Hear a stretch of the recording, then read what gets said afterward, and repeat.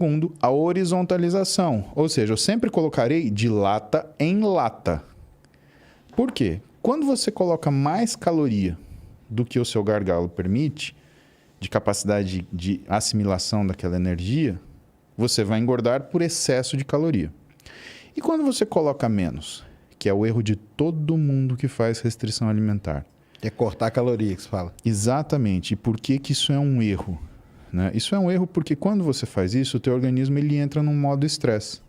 E o que ele faz? Ele liga o modo economia de energia. E quando ele liga esse modo economia de energia, e ele usa hormônios para fazer isso, esse é um estado que permanece.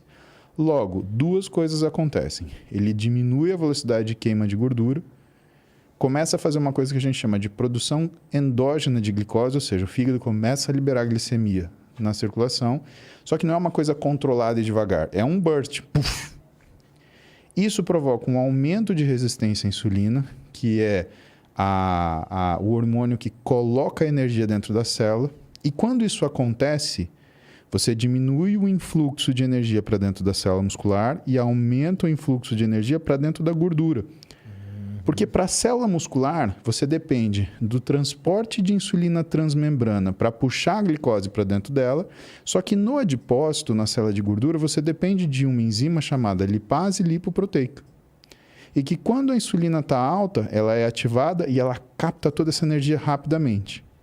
O que acontece então? Existe uma transferência entre a energia do músculo para a energia da gordura. Por quê? Sem insulina no músculo, Sérgio, aquele músculo ele tende a fazer proteólise e se deteriorar. Isso libera energia na circulação, que a lipase lipoproteica ela vai captar e aumentar o adipócito. Isso quer dizer que você engorda quando você come menos também, porque você está transferindo no músculo para a gordura. Assim como quando você come mais, você engorda também. Por quê? Porque você está assumindo ali, né? Aquilo que você não consegue metabolizar. Sim. Então, esses dois conceitos, associado ao que é a garrafa de Coca-Cola, é a pessoa compreender que ela tem que comer de forma progressiva e em quantidades semelhantes. Se as pessoas fizessem essas três coisas, Sérgio, todo mundo ia conseguir emagrecer. Mas não, é a história da agonia. Né? Ela tem uma agonia porque ela não se reconhece, ou porque ela não se sente inserida no meio social que ela vive, ou por qualquer outra razão, e ela quer o que resolver? Na pancada, mas não resolve na pancada. Se você der um soco no seu organismo, ele devolve com uma paulada 10 vezes mais forte. E aí, o que é essa paulada? Essa paulada é do pescoço para cima.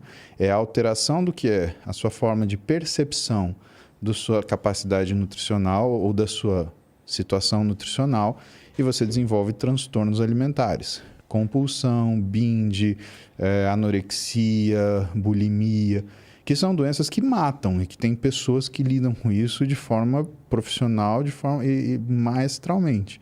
Desequilibra, né? A cabeça, né? Sem falsa modéstia, a pessoa que eu conheço que melhor lida com isso é minha esposa, a Roberta, que é nutricionista e que lida com essa área de transtornos alimentares. E que vê a calhar muito da gente trabalhar junto, porque na área esportiva, por conta desse esforço contínuo e mal dirigido das pessoas que fazem atividade física, pelo menos em relação à parte nutricional, levam elas a ter transtorno alimentar.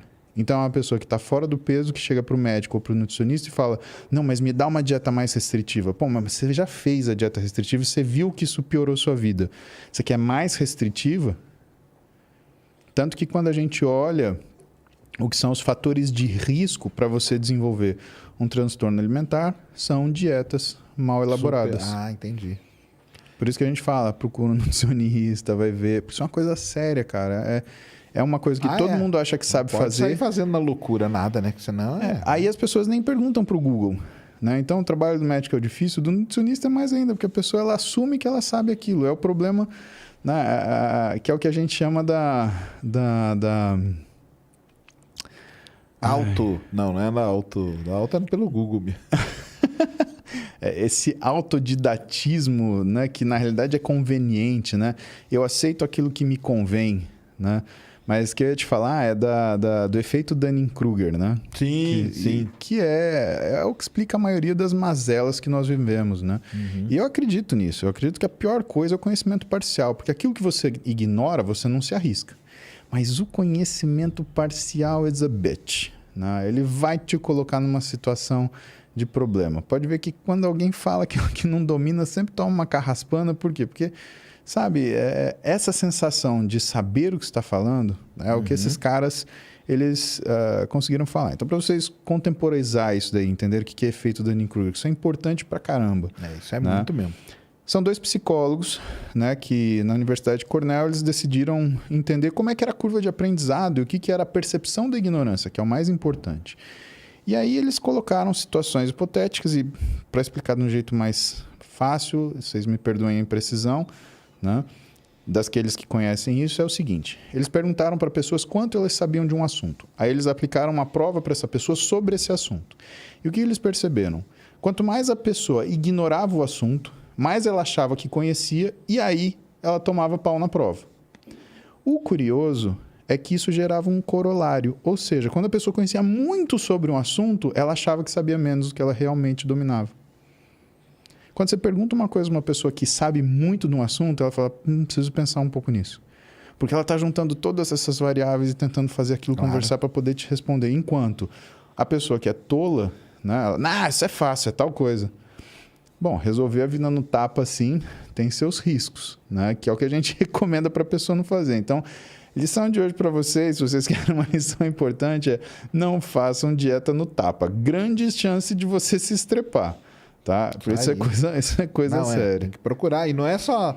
Tem que procurar vários profissionais, né? Nutricionista, endocrinologista também, né? É bom, né? Ou não? É interessante, né? Você ter... Porque, assim, se você tá com o seu peso numa escala onde ele já está causando problemas de saúde, é legal que você tenha um médico para fazer determinados diagnósticos. Né? Psicólogo também, porque você vai mudar assim, você vai comportamento. Mudar a sua cabeça, né?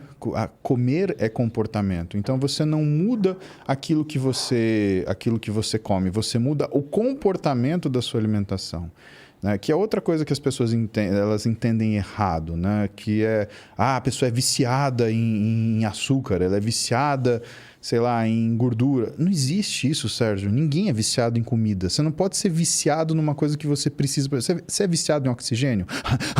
Vou respirar o mais oxigênio possível. O dia inteiro, né? Ou então você vai prender a respiração que você fala, não quero ficar viciado em oxigênio. Cara, isso é tolice. Exato. O que as pessoas viciam é no comportamento de consumir determinados alimentos em determinadas condições. E para você entender por que isso acontece, você tem que entrar em neurociência, você tem que entrar em sistemas de recompensa, descobrir como é que funciona núcleo arqueado, como é que funciona striatum dorsalis, striatum ventralis ou núcleo accumbente, saber se você é uma pessoa mais amigdaliana, se você é uma pessoa que ativa mais seu núcleo ventromedial do córtex pré-frontal, para você entender como você funciona. E quem faz isso normalmente é o psicólogo. Né? E quando ele identifica que tem algum curto-circuito aí é o psiquiatra que vai medicar o psicólogo, né? A gente tenta explicar para o paciente, porque é difícil você falar para o paciente, olha, eu preciso que você acompanhe com um psicólogo, talvez você precise de um psiquiatra. Muitos pacientes